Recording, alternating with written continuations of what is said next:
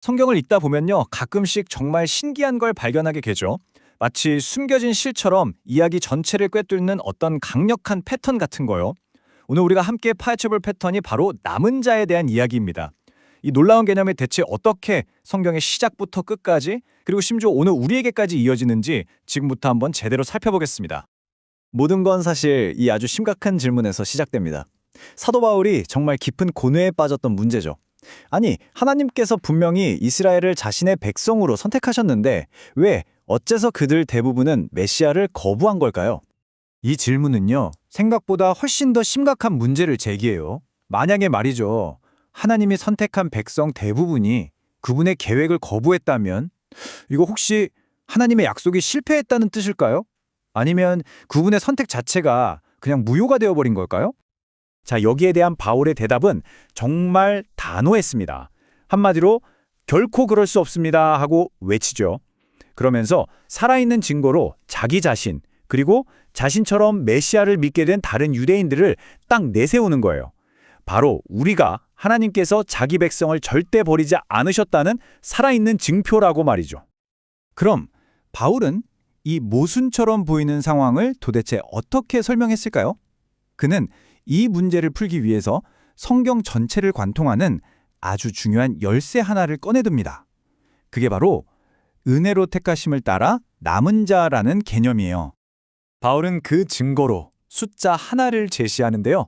바로 7천입니다. 이게 무슨 얘기냐면 선지자 엘리야의 이야기를 인용한 거예요. 엘리야가 온 세상에 믿는 사람이 자기 혼자뿐이라면서 절망했을 때 하나님께서 뭐라고 하셨죠? 아니야, 내가 바알에게 무릎 꿇지 않은 7,000명을 남겨두었다. 혼자가 아니었던 겁니다.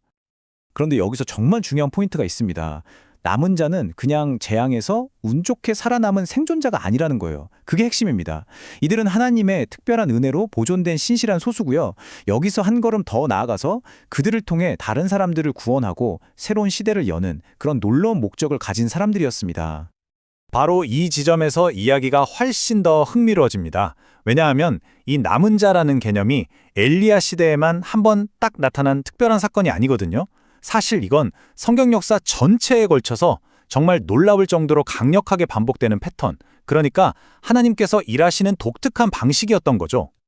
이 패턴은 보통 4단계로 나타나는데요. 첫째, 세상이 온통 타락합니다. 둘째, 그에 따라서 하나님의 심판이 임하죠. 셋째, 하지만 그 심판 속에서도 하나님은 은혜로 소수를 보존하십니다. 그리고 마지막 넷째, 바로 이 보존된 소수를 통해서 새로운 시작을 여시는 거예요. 자, 이 패턴이 어떻게 작동하는지 한번 볼까요? 첫 번째 원형은 바로 노아입니다. 온 땅이 부패하고 포악함으로 가득 찼을 때 하나님은 홍수로 심판하셨죠. 하지만 신실했던 노아와 그의 가족을 남기셔서 인류의 새로운 시작을 여셨습니다. 어때요? 4단계 패턴이 완벽하게 들어맞죠? 그리고 이 패턴은 여기서 멈추지 않습니다. 바벨탑 사건 이후에 온 세상이 교만으로 가득했을 때 하나님은 또다시 한 사람, 아브라함을 남은 자로 선택하십니다. 그리고 그 한 사람을 통해서 믿음의 새로운 역사를 시작하셨죠.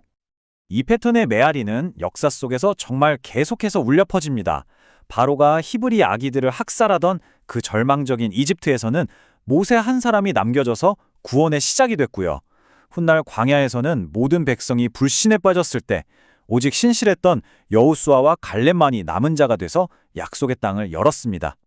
이 패턴은 심지어 가장 어둡고 혼란스러워 보이는 시대에도 나타나요. 왕이 없어서 각자 자기 소견에 옳은 대로 행하던 그 사사시대, 바로 그때에도 신실했던 보아스와 이방 여인 룻이라는 남은 자를 통해서 미래의 다윗왕, 그리고 더 나아가 메시아의 계보가 기적적으로 보존됐습니다. 이 모든 이야기가 우리에게 보여주는 중요한 원리가 있습니다.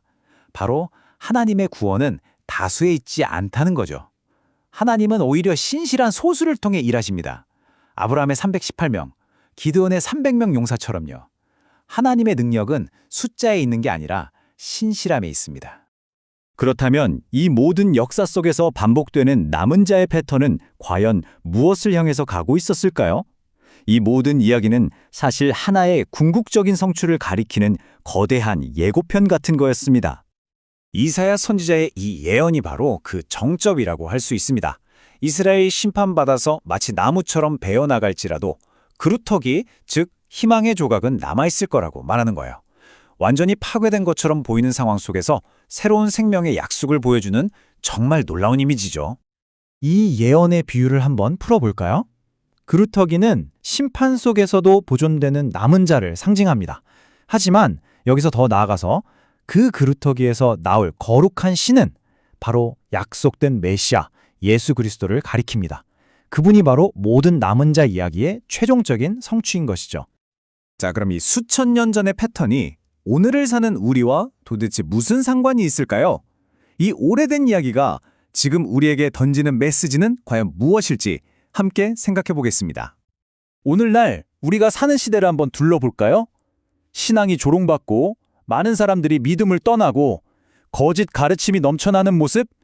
혹시 이 모습이 과거 엘리야가 살았던 아합 왕 시대나 노아의 시대와 놀랍도록 닮아 있다는 생각 들지 않으세요? 이 인용구는 남은 자 한 사람이 가진 힘이 얼마나 엄청난지를 정말 극적으로 보여줍니다. 스코틀랜드의 여왕이 유럽의 모든 군대보다 신실한 개혁가 존 녹스 딱 한 사람의 기도를 더 두려워했다는 이 말. 이건 역사 속에서 신실한 소수가 세상을 어떻게 바꿀 수 있는지를 증명하는 거나 마찬가지죠. 그래서 이 모든 설명은 마지막으로 우리 각자에게 이 질문을 던집니다. 타락과 불신이 만연한 이 시대에 수많은 사람들이 믿음의 자리를 떠나고 있는 바로 지금, 당신은 하나님의 은혜로 택하심을 따라 이 시대를 위한 남은 자로 서 있겠습니까?